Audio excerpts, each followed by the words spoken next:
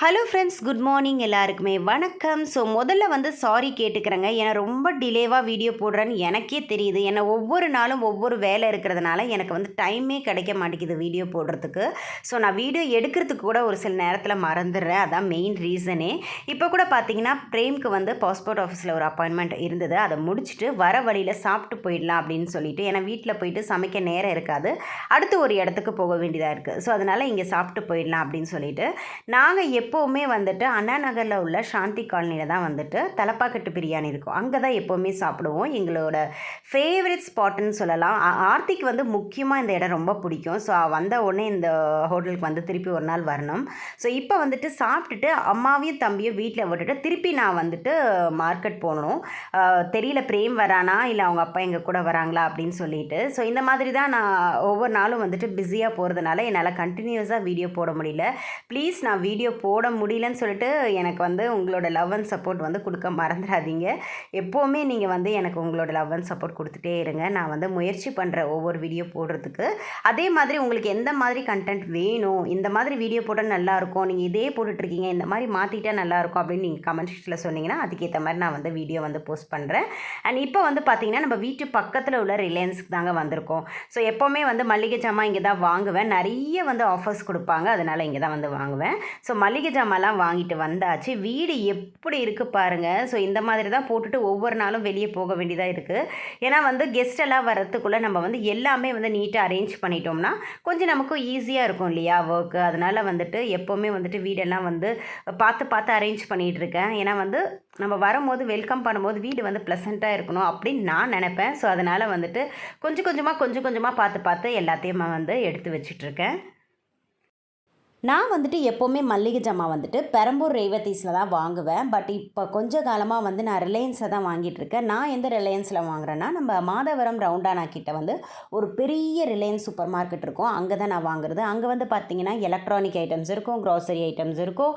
அதே மாதிரி பார்த்தீங்கன்னா ட்ரெஸ்ஸஸ்ஸு, காஸ்மெட்டிக், இந்த மாதிரி நிறைய ஐட்டம்ஸ்லாம் அங்கே இருக்கும். அது மட்டும் இல்லை, அங்கே எப்போவுமே ஆஃபர்ஸ் போயிட்டுருக்கோம். 1+1 ஆஃபர் இருக்கும். 99 ருபீஸ்க்கு, 199 ருபீஸ்க்கு கிளாஸ் ஐட்டம், அதுக்கப்புறம் நிறைய இந்த குக்வேர் ஐட்டம்ஸ் எல்லாமே அங்கே இருக்குங்க. எதுவுமே இல்லாமல் அங்கே இருக்காது.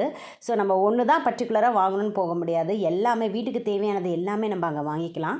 அதே மாதிரி நிறைய ஆஃபர்ஸில் போயிட்டுருக்கிறதுனால நமக்கு மணியும் கொஞ்சம் சேவ் ஆகும். ஸோ இந்த மாதிரி ஆஃபர்ஸ்லலாம் போகிறது நீங்கள் எக்ஸ்பைரி டேட் செக் பண்ணி வாங்கிக்கோங்க.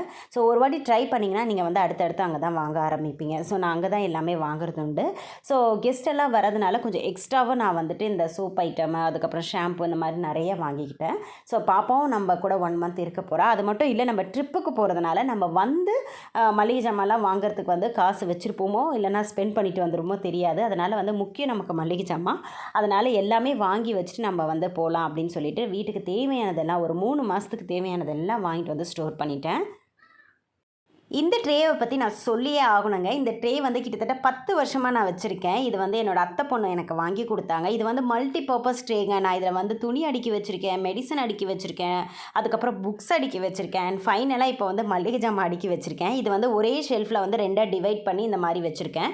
இதில் தான் நான் எல்லா மல்லிகை ஜாமான் ஐட்டமும் நான் வைப்பேன். எனக்கு ரொம்ப ஈஸியாக இருக்கும். ஏன்னா ஒவ்வொரு ஜாமாக்கும் ஒவ்வொரு பாக்ஸ் வாங்கணும்னா நமக்கு கிச்சனில் இருக்க ஷெல்ஃப் பத்தாது. அதனால் எப்போ வாங்கிட்டு வந்தாலும் தனித்தனியாக டிவைட் பண்ணி அடுக்கி வச்சுருவேன்.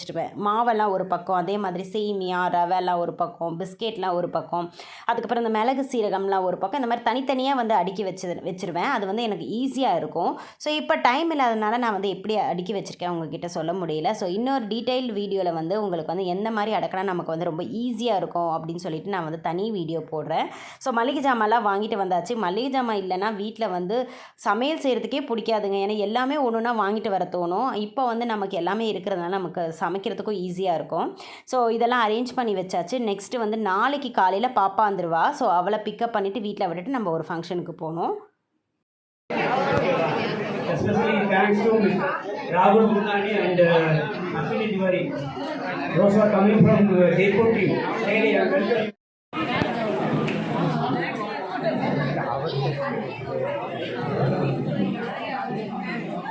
Hi. இப்போ நாங்கள் நாங்கள் எங்கே வந்திருக்கோம்னு பார்த்தீங்கன்னா என்னோட சித்தப்பாவோட ரிட்டையர்மெண்ட் ஃபங்க்ஷனுக்காக தான் வந்திருக்கோம். ஸோ ஆர்த்தி அதுக்காக தான் காலையிலேயே வர சொன்னேன். பட் அவள் வந்து எனக்கு ரொம்ப டயர்டாக இருக்குமா, நீங்கள் போயிட்டு வாங்க அப்படின்னு சொல்லிட்டா. ஸோ ஃபங்க்ஷன் அட்டன் பண்ணிவிட்டு வீட்டுக்கு சீக்கிரமாக போகணும். ஏன்னா வந்துட்டு கெஸ்ட் எல்லாம் வீட்டுக்கு வரேன்னு சொல்லியிருக்காங்க. அவங்களுக்கு வந்து டின்னர் ப்ரிப்பேர் பண்ணணும்.